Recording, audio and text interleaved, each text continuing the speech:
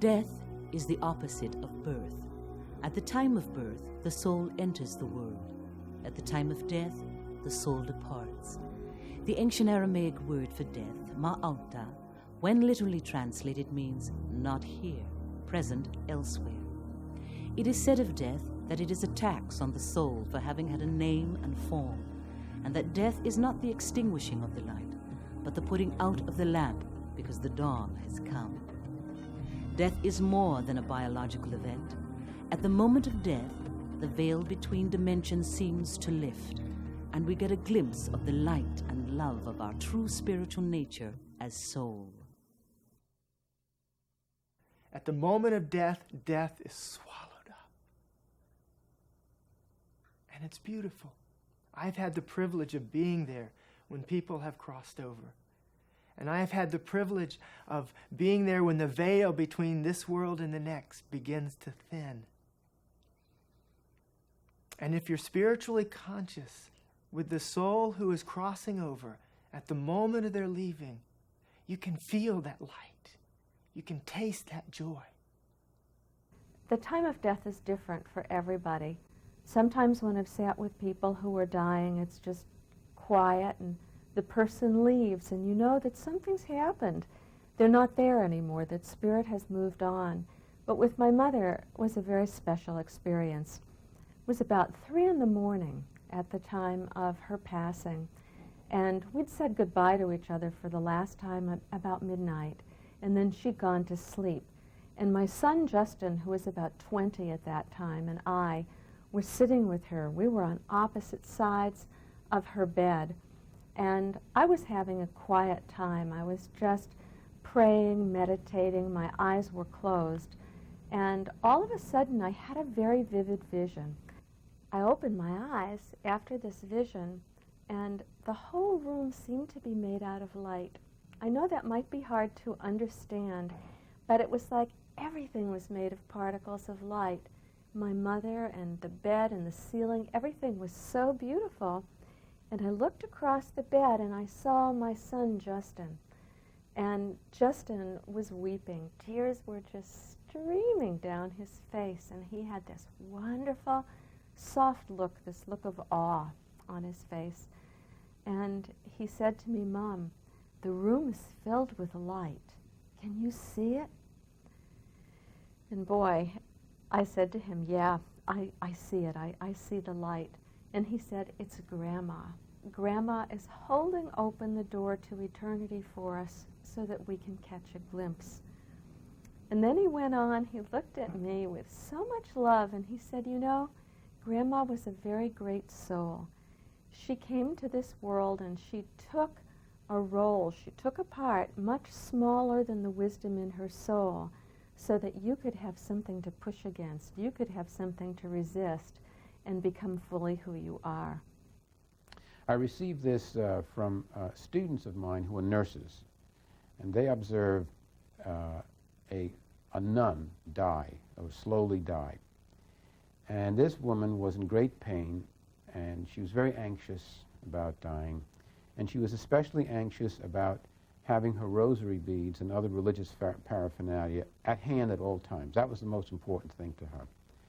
Well, it appears that at a certain point, about a half a day before she died, she had a classic vision of a spiritual presence. She left her body, entered into the light, and after the experience was all over, she lost all interest in her rosary beads. And the nurses who were my students asked her, "Well, how come don't you care about these rosary beads anymore?" She said, "I don't need them anymore. I've seen the real thing." And then she, very peacefully, with a smile on her face, left. It's a lovely story. I've never forgotten that. It shows, you see, that somehow this person on the threshold of death caught a glimpse of a spiritual reality that she had believed in and hoped for all her life.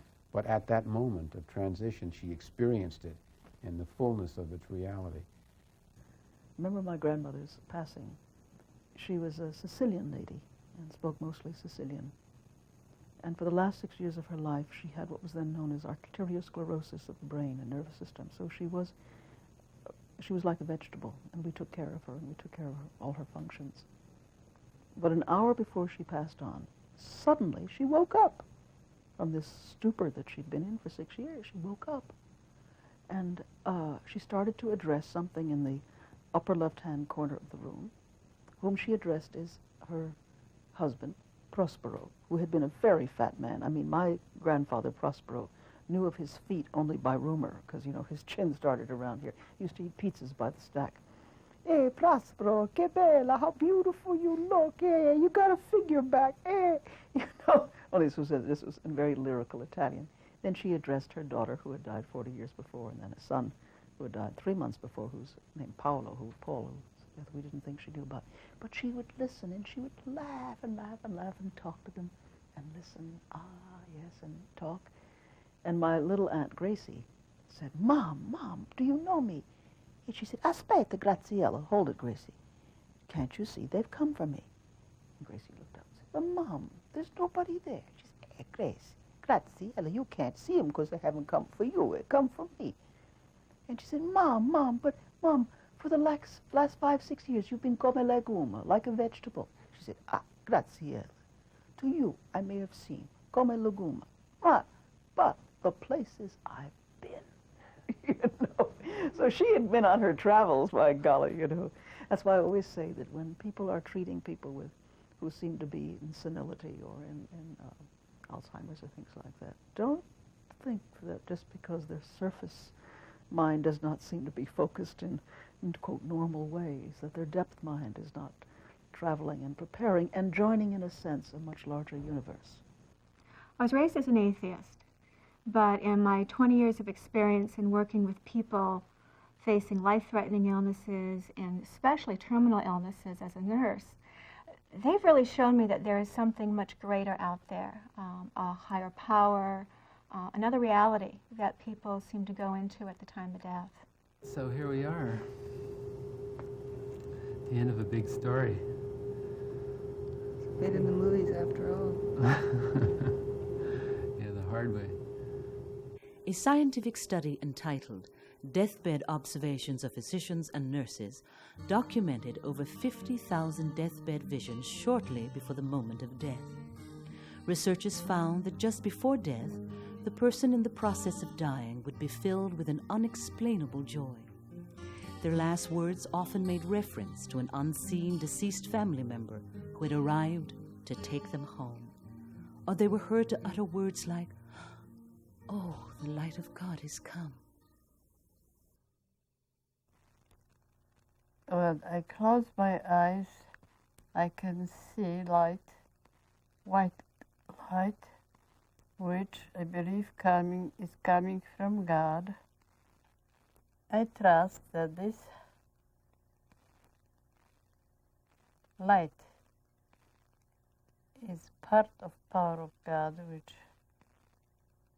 will be experienced after death fully or more fully.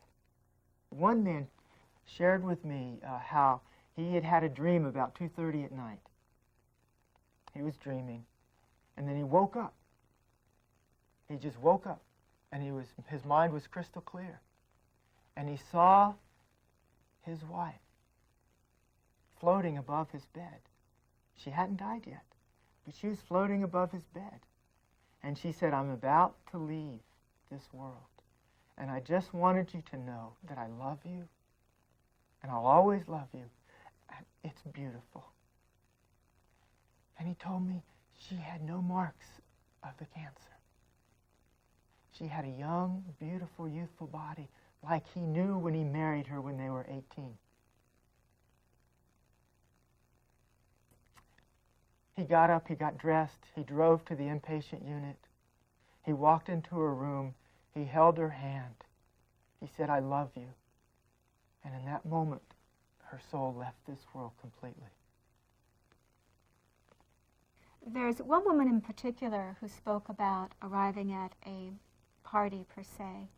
And this is a woman who was very independent and it was very clear that she had no spiritual beliefs about what was going to be happening after her death. But she was very anxious to get on with it, you know. I also find that people who are in the process of dying and sometimes are trying to describe their experiences, there's a lot of symbolism in that. In this woman's case, as she was going in and out of consciousness, she was saying, "Where's the bus? The bus is late. Where's that bus?" After a while, finally, a white ambulance came that she reported. And she got into the white ambulance and she tended to calm down for a while. We didn't hear anything from her for a while. And then suddenly, everything changed. There was this absolute sense of joy that came over this woman's face that I had never, ever seen before. This sense of peace and joy went down her entire body, and her arms just completely turned over, her hands went up, and they just went up to the ceiling. And she said, look at the celebration that is here for me. And that was so remarkable to see that. Her daughter and I, standing at her bedside, just stared at each other. And the daughter, who had her own questions about what happens after death, was just in tears because she felt so validated in knowing that, yes, there really, really is something out there. There is a place to go, and it is a wonderful place to go.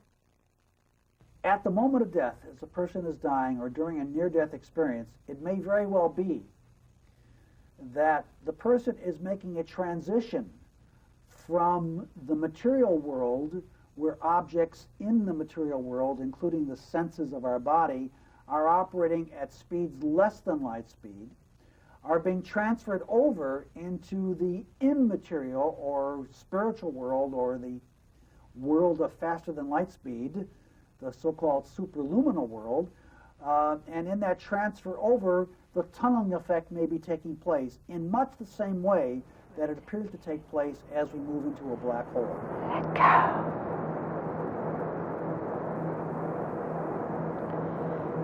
Upward. And sound. Incredible noise. Just the sound of change of state. This body. Breathe. Heart to head.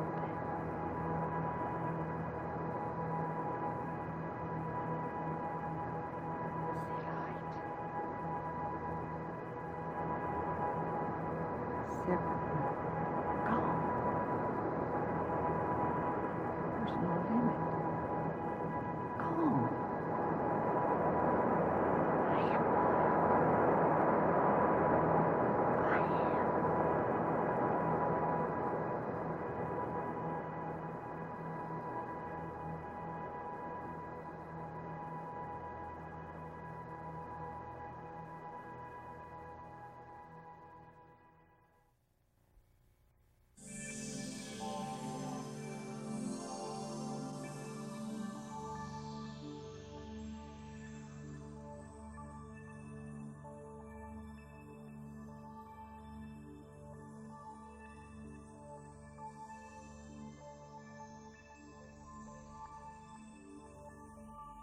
Although there is no absolute scientific proof of life after death, mounting evidence points to what spiritual traditions have been saying all along, that consciousness does continue after death. There is no death, only a change of worlds, said Native American elder Chief Seattle. And after Swiss psychoanalyst Dr. Carl Jung's near-death experience, he stated, "What happens after death is so unspeakably glorious that our imaginations and feelings do not suffice to form an approximate conception of it." So what does happen to us after physical death? We've asked the following experts. Jesus guides you up. You go up in the sky to heaven, you stay with God, you help God make people good. Maybe that's the end. Nothing happens after that. You walk down the road and you meet your ancestors, and then you meet Ieto, our creator, and you suffer no more. I think your spirit comes back to help people down here. I think if you had a good life, you would go up to God and stay with him. If you had a bad life, he would send you back down until you get it right. You pick what you want to be in your next life, an animal or a person. You keep on coming back. Your consciousness at the time of death is very important for the progress of the soul. I don't have a clue. Then I asked, how can I prove to people that they meet people who died, that they are really alive, that there is life after death? And again, a few days later, I met a man who had an incredible experience. He was driving on a highway, and on the side of the road was a woman lying who was hit hours before by a hit-and-run driver, and just left lying in a, what do you call that, on the side of the street. She wasn't critically injured, any visible injury, but she was lying there. It's not normal for a woman in her 30s to lie on the side of the highway. Nobody stopped. One car after the other drove by.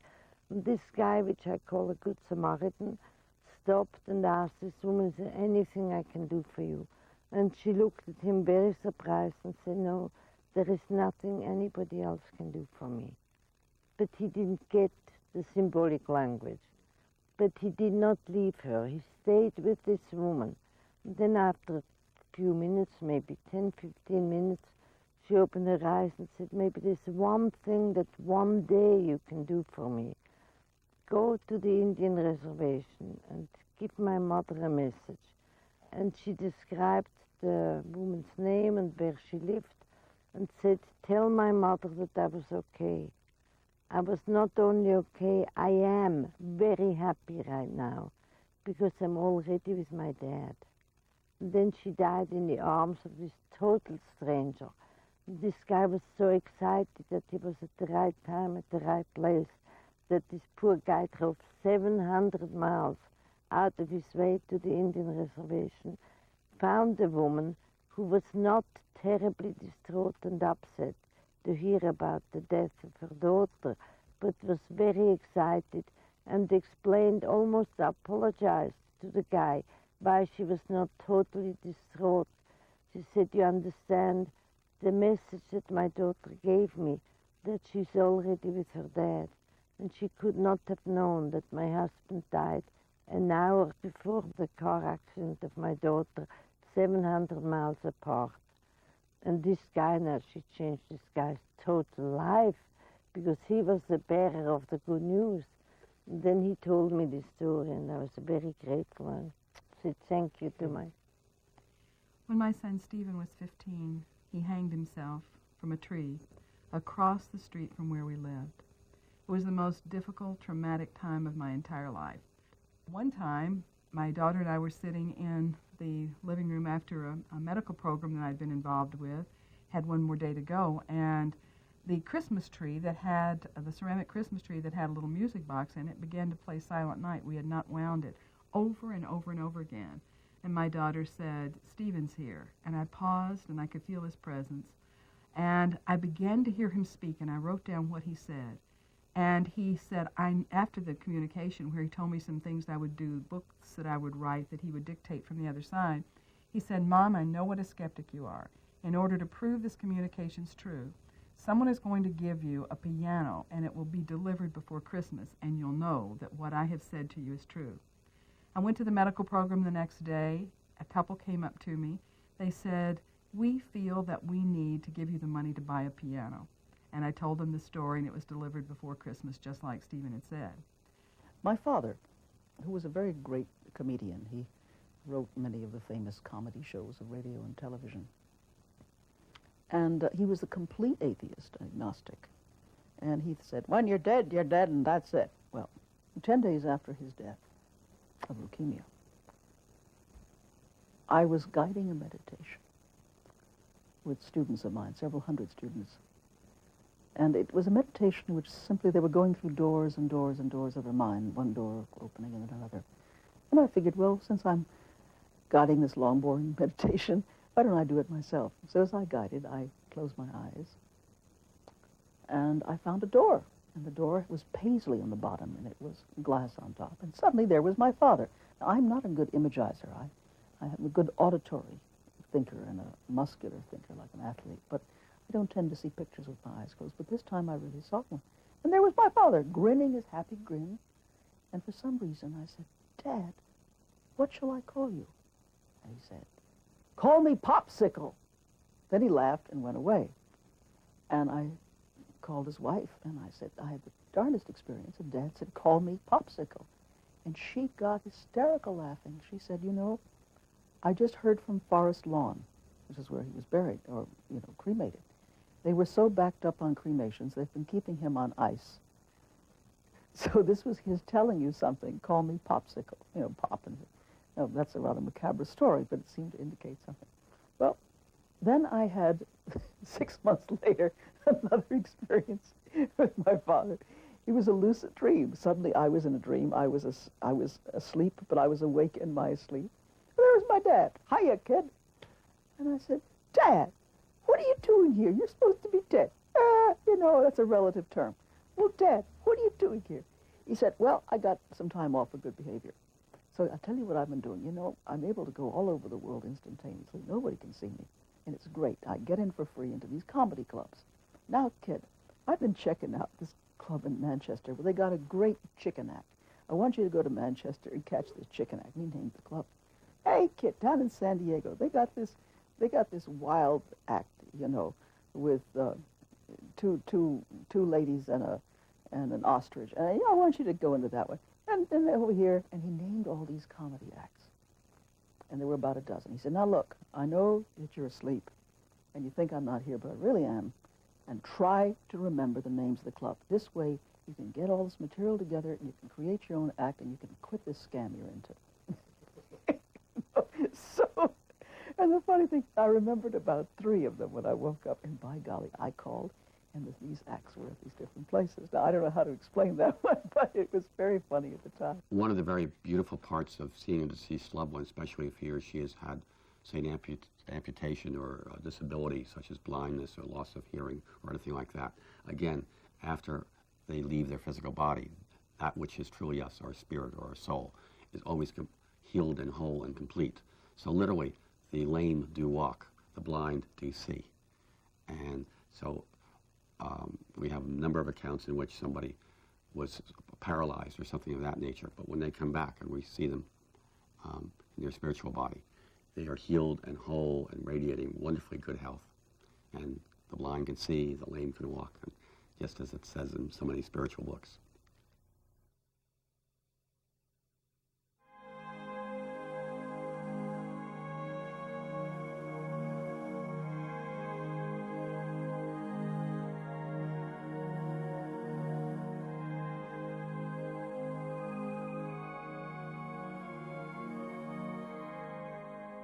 If the soul does continue after physical death, then it must reside in some pre-mortal realm of existence before it enters this physical dimension. At the time of birth, the soul leaves its celestial home and enters physical life. There are now thousands of accounts from parents who report that the souls of their future children have visited them before birth. They come in spiritual visions, announcement dreams, and even full materializations. In these visitations, these souls do not appear as infants, but possess their future physical characteristics and personality.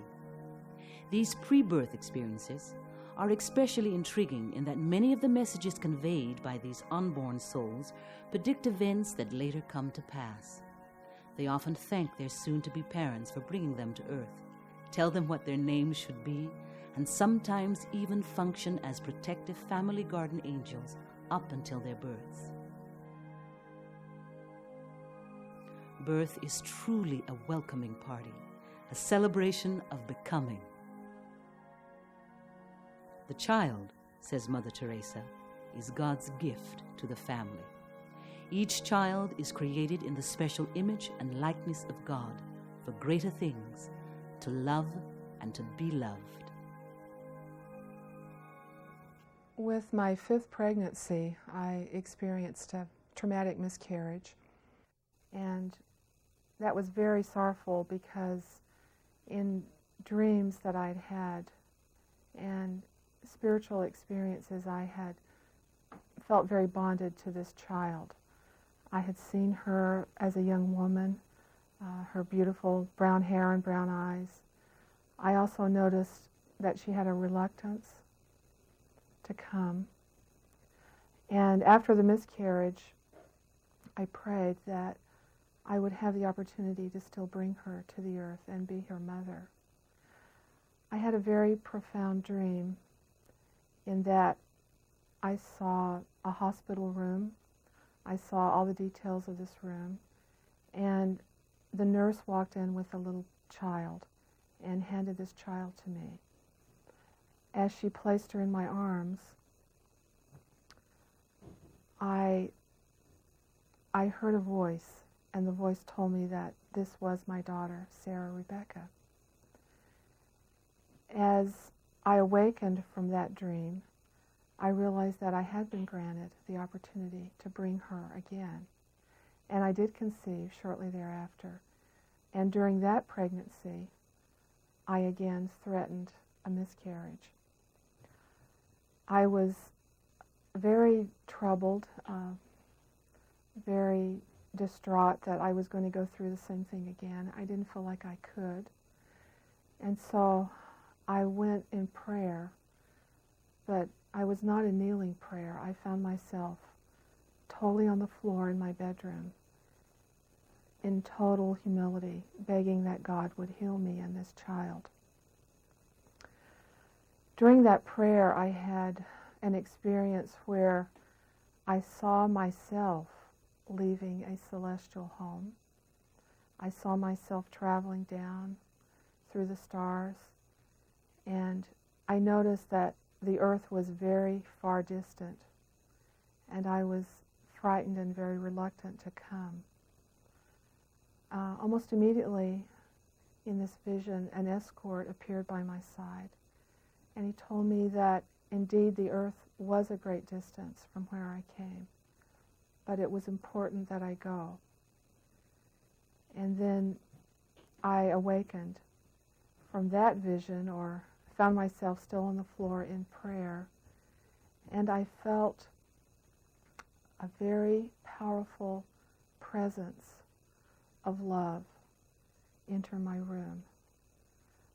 I stood, and I don't know how I knew, but I knew that that presence of love that had entered was the power of Jesus Christ. I began to communicate with him in prayer and ask him to please heal me and the child. And he spoke to me through that mental telepathy, mind to mind. And he said, I am the great physician. I will heal your body, and this child will come forth whole and well, for I have so decreed it. I went to my bed and felt a healing power upon me that gradually withdrew. And within a few hours, the hemorrhaging and the threat of the miscarriage had totally stopped, and I had been healed. Within a few months, we were driving to the hospital, preparing to deliver this child. When we arrived at the hospital, during the time of birth when things became most difficult, I began to pray, and a man appeared by my bed, dressed in white, and he said, I have personally escorted your daughter to the earth. And within a few moments, she was born. After the birth, the nurses said, we need to take you to a different floor. We're all full here on the maternity floor. And so they proceeded to take me down through halls and corridors and into a room that I had seen in a dream months before. And as they put me in my bed, I noticed that all the details were the same. And indeed, the door opened. The nurse brought in my little child. And I was reliving the promise that had been granted, that indeed she would come forth. And so our daughter had arrived, safe and sound. There was a couple that had a young daughter, 3 or 4 years of age. And then they had a newborn baby. And during a period of several days, this little girl kept coming to the parents and saying, "I'd like to spend some time alone with my new baby brother." Well, the parents were a little nervous about this. They'd heard of sibling rivalries, so they thought, well, maybe it'll pass. It did not pass. She persisted in her request, so they decided that they would allow her to do this. But they had a monitor in the room so they could listen over the intercom to what was going on. So the day came, they let her enter the room, and as they listened on the intercom, all was quiet for a few moments. And then they heard their daughter's voice to the boy child. "Tell me about heaven. I'm forgetting."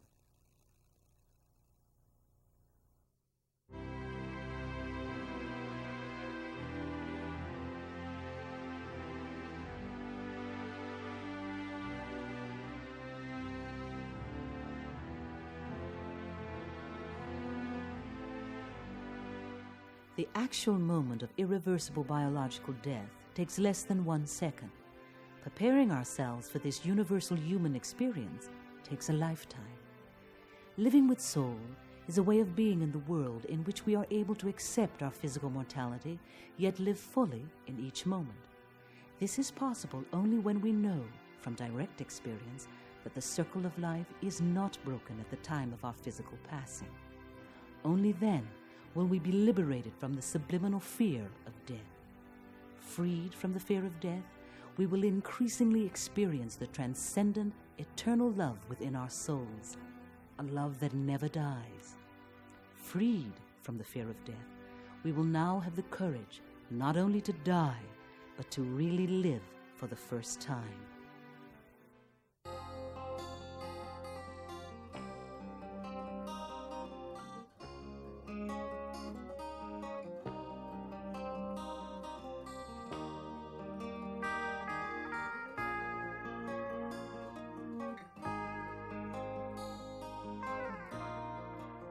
My name is Keani Cruz Schott, and although I may not look like it, I am in the final stages of a long struggle with cancer. It's been 9 years.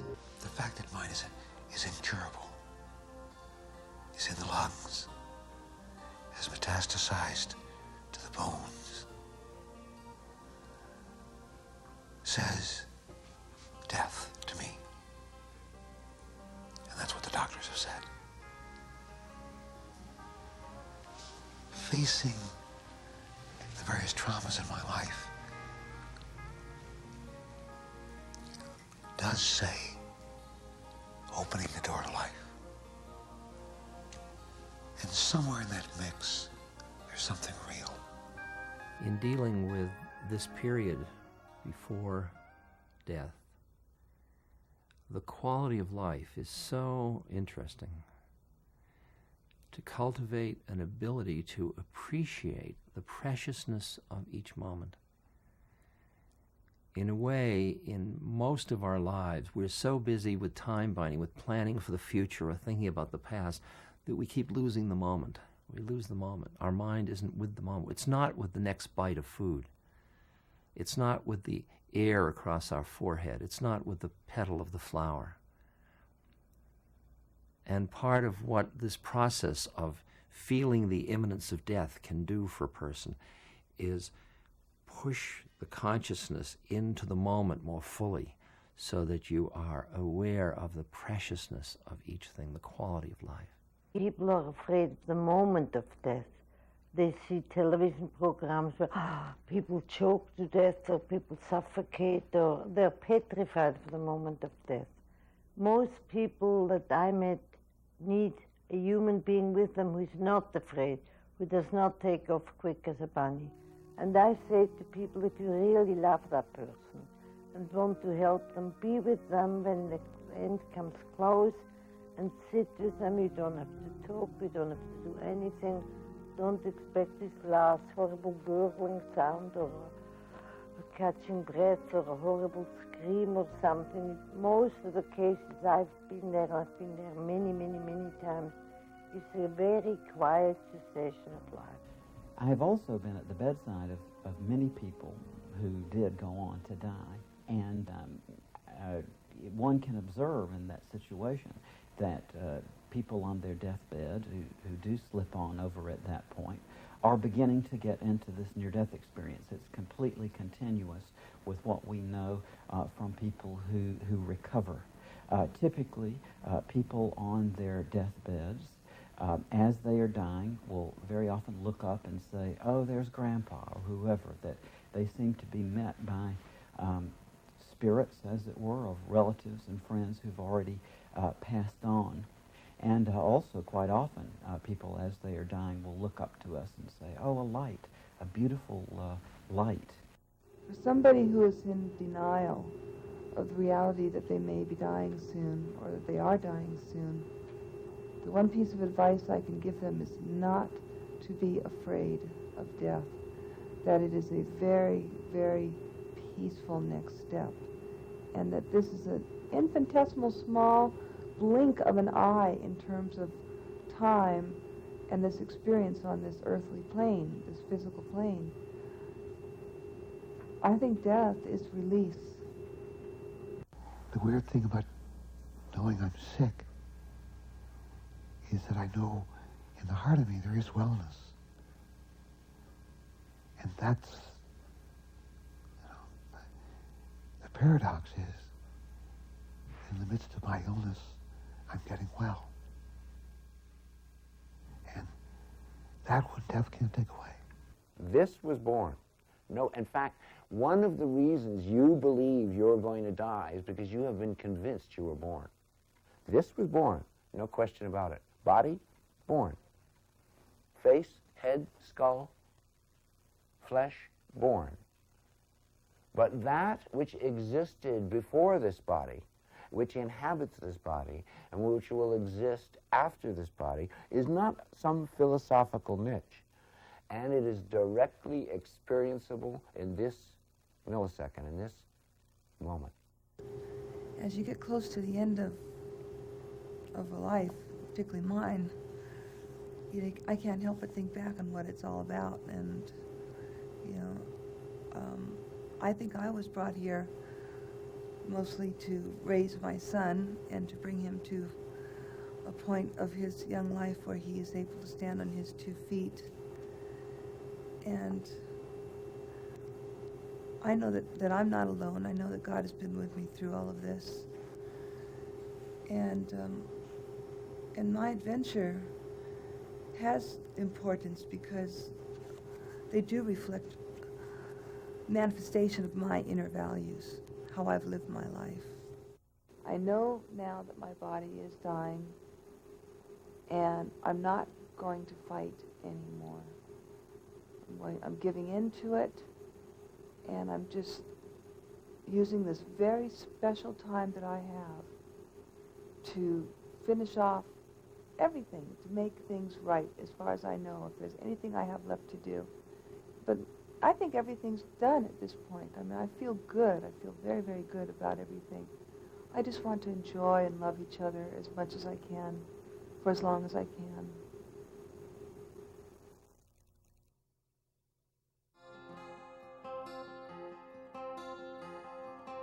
All of my life, I've had a dream to give you my love into your life, into your heart, into your mind, and into your soul.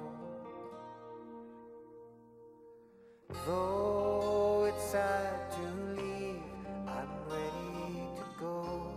Life's lessons received into my life, into my heart, into my mind, and into my soul. The light from the inward beyond has come to take me home. I belong to the spiritual sky. One day you'll be with me to that realm of light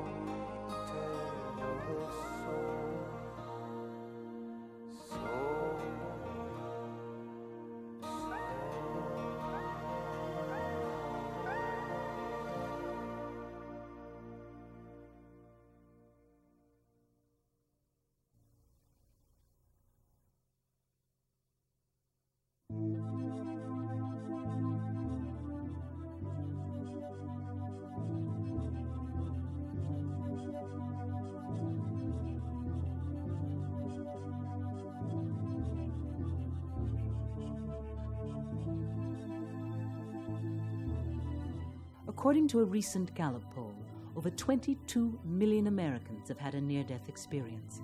Nowadays, the subject of debate is no longer whether people have near-death experiences, but what do they represent? Are they but fabrications of the mind, real only for the person experiencing them? Or are near-death experiences actual inner journeys to other dimensions of reality, as the overwhelming majority of near-death experiences report upon their return to physical life? One thing is certain, however. Near-death experiences have powerful and enduring life-transforming effects for those who have crossed over to the other side, even for a few minutes. Okay, we got the leads on. We're going into VTAC. I want 50 of lidocaine, and I want it now. I want an amp of bicarb.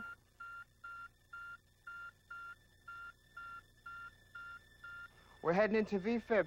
I want 200 watt seconds on that defibrillator, and I want it now. Let's go. Please. Hurry up, we're losing her. Clear the bed. Okay, clear. Still in VFib, 360 watt seconds, please. Clear the bed. 360. Come on, we're losing her. I want an amp of epi, an amp of calcium, an amp of bicarb. Start CPR. 1 and 2 and 3 and 4 and 5. 1 and 2 and 3 and 4 and 5. 1 and 2 and 3. We're asystolic. We're losing her. I could see the doctors trying to revive me. I found myself carried through a long tunnel toward a radiant light. The light was a person. I have never felt so completely known, so completely loved.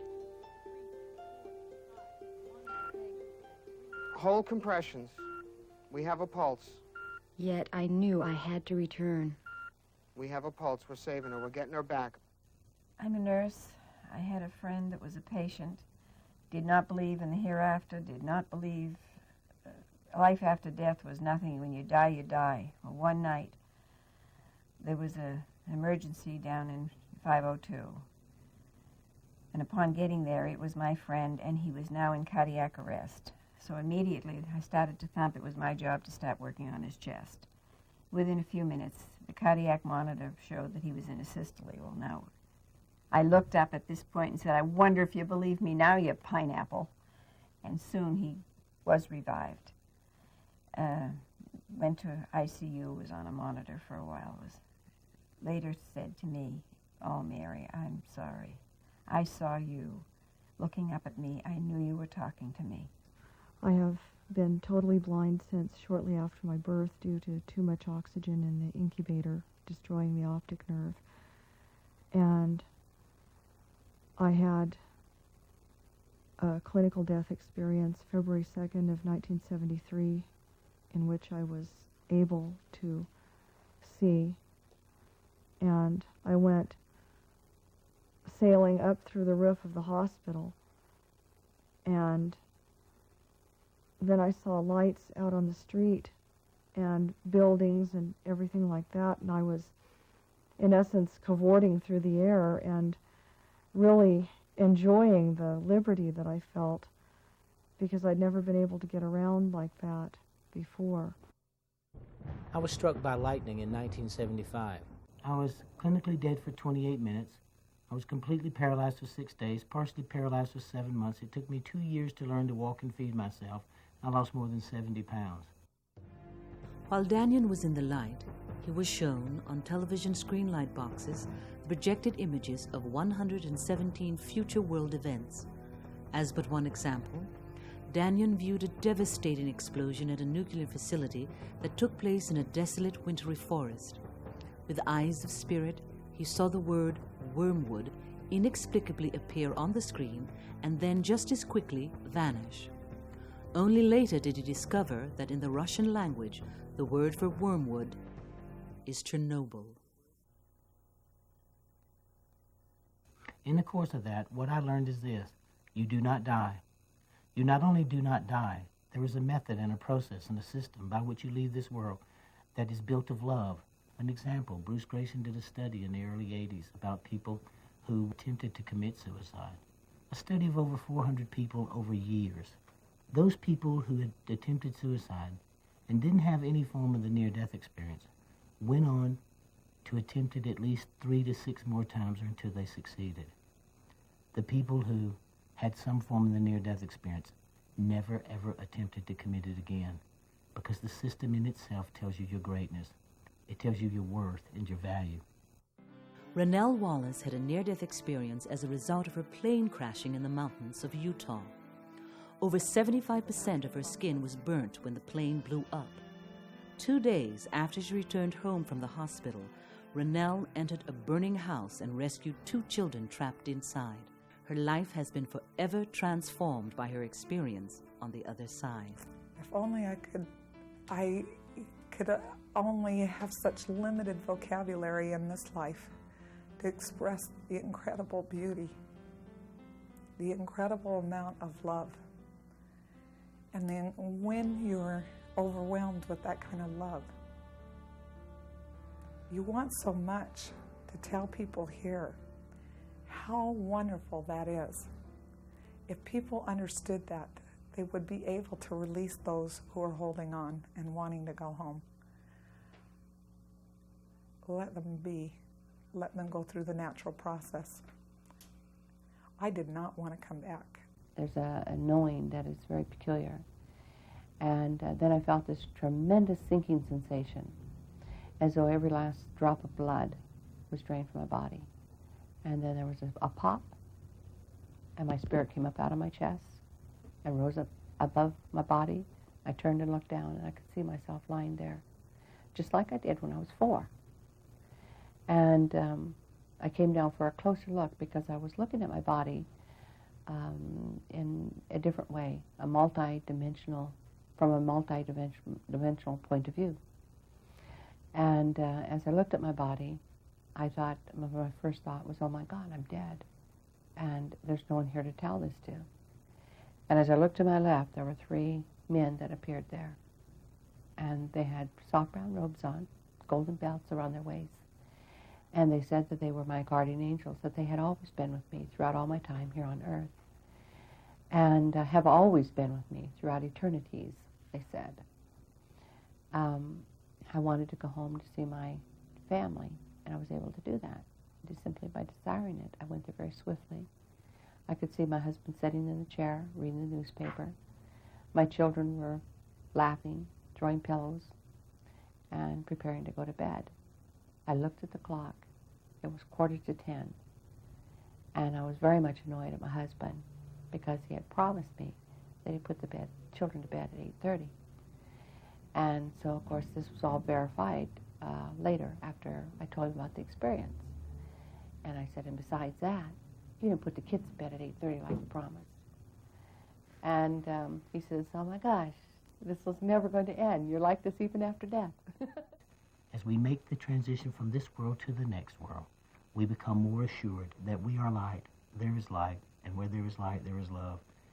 Look for the way that best helps you to come to that place and that inner understanding. There are many ways, but the light is the light.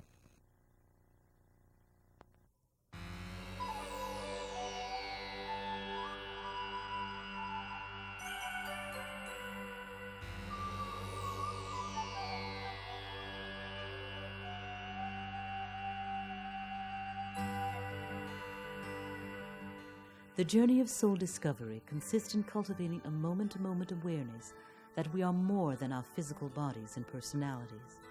But just as the moon's reflection cannot be seen on choppy waters, the blissful light of the soul, our true nature, can only be reflected in stillness. To experience our souls, we must relax and still the body and gently quiet the mind. We must learn how to interiorize our awareness and focus into the sacred inner space behind closed eyes. With proper training and guidance, we will come in contact with the divine light that is within each and every one of us. The way out is the way in. The way in is the way out.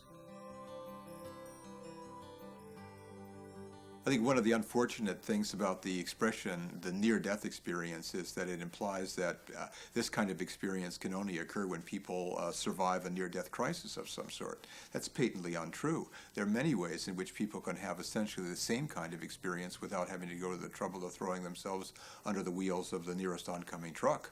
For example, in meditation, through a mystical or spontaneous religious experience, through an out-of-body experience that's not occasioned by any kind of near-death event. There are lots of different ways in which the same kind of experience can come about. Nearly dying is only one reliable trigger to induce this experience, but there are lots of other ways it can happen. I wouldn't say that I'm a religious person, even though I was raised Catholic and was an altar boy in my earlier years. But something happened that truly opened up my understanding of the true nature of my spiritual being. And that is a temporary night paralysis that I would experience at night and in the early mornings. This night paralysis led to what I now know to be out-of-body experiences. To verify I was having these experiences and not just dreaming, I would go to physical locations that I'd never been and identify what the people were doing there and the surroundings and what they were wearing at the present time. I would also identify the neighborhoods because I was flying around the neighborhood. I believe that 99% of us travel out of body almost every night, but only about 20 to 25% of us have conscious recall of these experiences. And I believe that if you learn how to travel out of body or know consciously what it's like to exist beyond the physical, would be ideal preparations for transitioning death's door. Sometimes people wonder whether when people claim to leave their bodies, they actually do. And there have been some experimental studies along these lines that I think are very suggestive. One famous one is by the well-known psychologist Charlie Tart, University of California at Davis. In one of these experiments, he worked with a woman who claimed to be able to leave her body pretty much at will.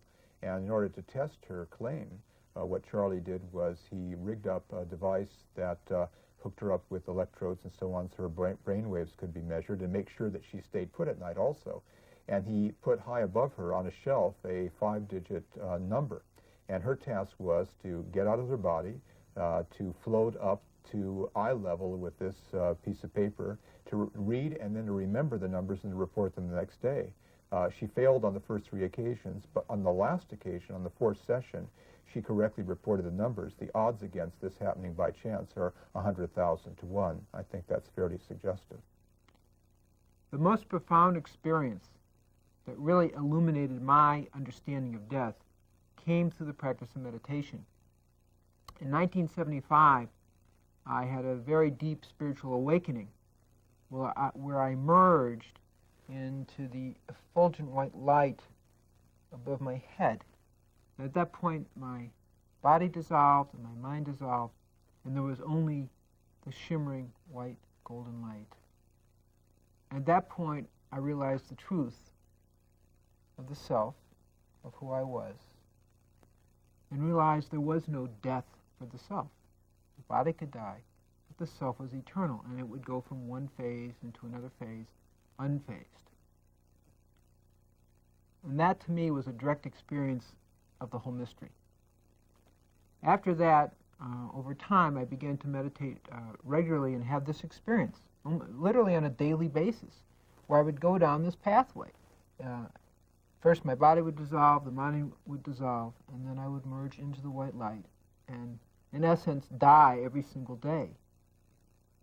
And over a period of time, I lost my fear of death and felt very comfortable with this merging into the light and, in a sense, dying.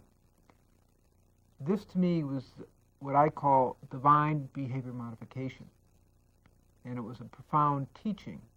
You know, there are references in practically all of the scriptures to the soul leaving the body. Like in the Holy Bible, it is said that there is something called the silver cord, which at the time of death is cut.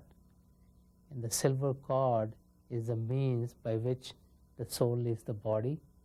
It can leave the body and go into other dimensions. And by knowing a method of using the silver cord to leave the body and keeping it intact, we will be and we are able to go to these other dimensions at will, go back and forth. Death to us is not anything new at that time, because our beliefs are that the soul which inhabits the body is going to leave the body at the time of death anyway. So when we live in this life, we practice a form of meditation by which we can get into this inner realms, by which we can see the light of God. I don't know if you've ever had an experience of divine light. It turns out that about 10% of all the people in America have, about 5% of us from near-death experiences, and the other 5% in dreams and in visions. But I've had 4 experiences of light, and all I can tell you is that you can't explain what it feels like. When I say to you that when you come out into the light, it feels like love is filling you up from the inside and pouring from the outside all at once. You feel tremendously acknowledged and seen, as if that spirit of love, that consciousness of love, whatever you call it, whether you call it nature or whether you call it God, but you feel that that spirit has seen you completely and has found you pure, even though it's seen all of your errors and all of your mistakes. God is both within and without us. But in order to really have a closer communication with Him, you need to be able to withdraw your attention from the world. This world is known through these 5 senses: the sight, sound, hearing, smell, taste, touch, and so forth. But in order to know God, we need to be able to withdraw inwardly, not in on ourselves, but it is that in our deep meditations, going within, that we begin to find what we really are. Spiritual references to divine light abound. The Christian Bible states, "If thine eye be single, thy whole body shall be full of light." Jesus is referring to the third or single eye, which is the seat of the soul in the human body.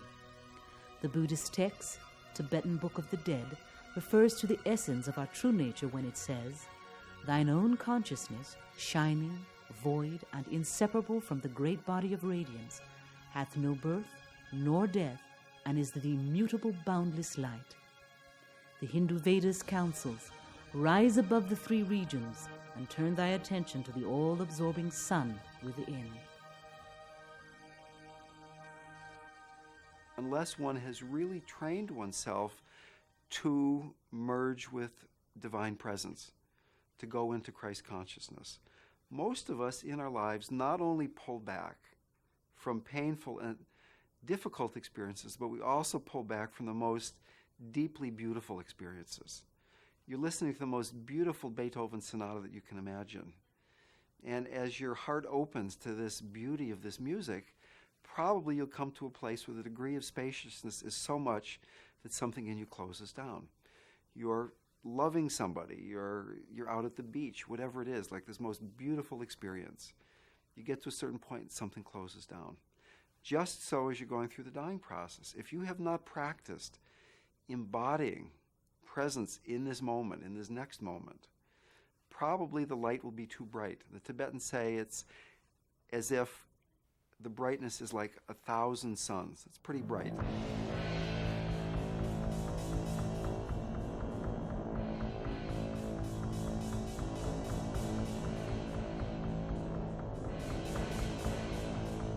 The clear light, which described in tantric teaching, that unless you train several years, impossible to realize that before death. So just as I think the certain, the different lights, different appearances. These not a sign of clear light. So you see these certain things, even just as we closed our eyes, you may see certain certain appearances, and also in complete dark room, if you remain, then after some time you may get a certain appearances. So these are, you see, good for gain new experiences, and also I think in order to I think expand our attitudes towards just the external thing. But once we attain a state where we can still the mind and the outside disturbances of an environment do not affect us, then we can go into the inner realms without any problems. It takes time to get to that state. Generally, when we do our spiritual practices, when we meditate, that energy itself will help the environment. Because if we come in tune with God, we will become people who would be more loving, and that will radiate from us to other human beings, other people we come in contact. And the environment that we live in will become better and better. To all appearances, Virginia Viddick's life was not out of the ordinary. A minister's daughter, married with 4 sons, a professor at the university, active in her community, but Virginia had a rich spiritual life that was extraordinary. For decades, she practiced meditation on divine light under the guidance of an enlightened teacher of meditation. Shortly before the cancer finally overtook her body, she expressed to loved ones that she was not afraid to die because she had already had, in her meditations, a direct, ongoing experience of the other side. Life doesn't end with the passing of the physical body. That it continues, and that we simply have to tune into another reality. It's still, our consciousness remains, and it grows, and it opens up. There are worlds within worlds. It's more than just belief. You have some experience of another reality. Oh yeah, that's for sure. That's good for people to know, wouldn't you think? Well, it helped me a lot, because when I knew that there was a God, it wasn't just knowing there was a God, it was knowing that there's a real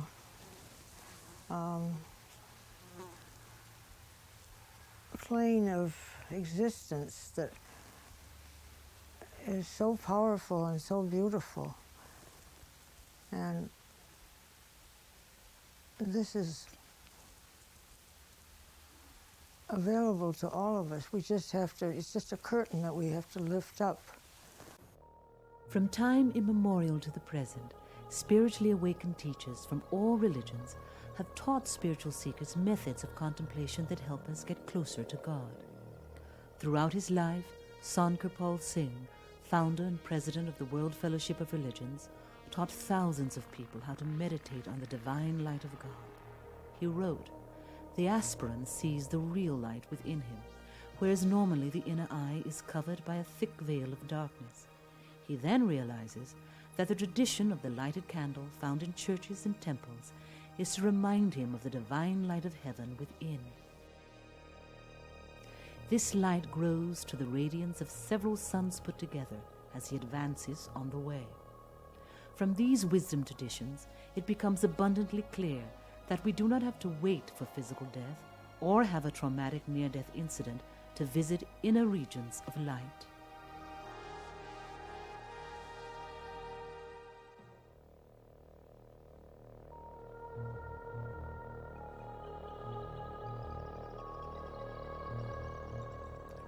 When you go into that state, there is such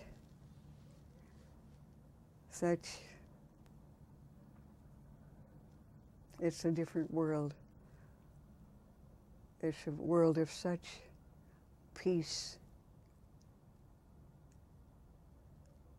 such sense of well-being, such awareness, not only of this world, but of the other world beyond. And as if there's an unbroken link or chain between yourself and the one who is sustaining you every moment. We think that we're beating these hearts.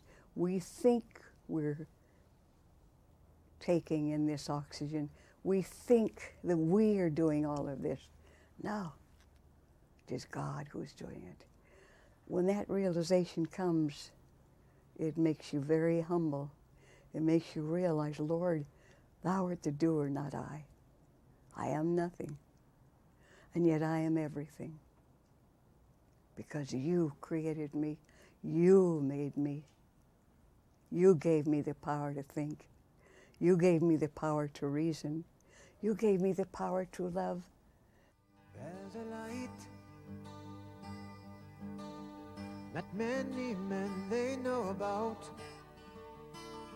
They're turned about with visions dim, 'cause he's so vast, yeah. His life, it holds the oceans wide, gives birds their flight and blueness to the sky. And that is why I'm singing this song to you. I love him true, 'cause he's me and he's you. Oh, all the broken hearts in the world, all the sunken eyes, your chances open to be free. All the broken hearts in the world, all the sunken eyes, your chances open to be free. From air to earth, his light, it calls upon you to guide you through and let you in. We are his heaven, yeah. Our colors are his very might, rainbows of sight that crown it light. So man, just open the truth that is all within you. Let it come through, and we will come true, and we will come true,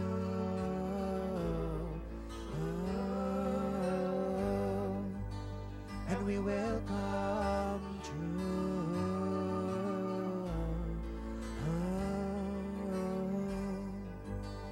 and we will come true.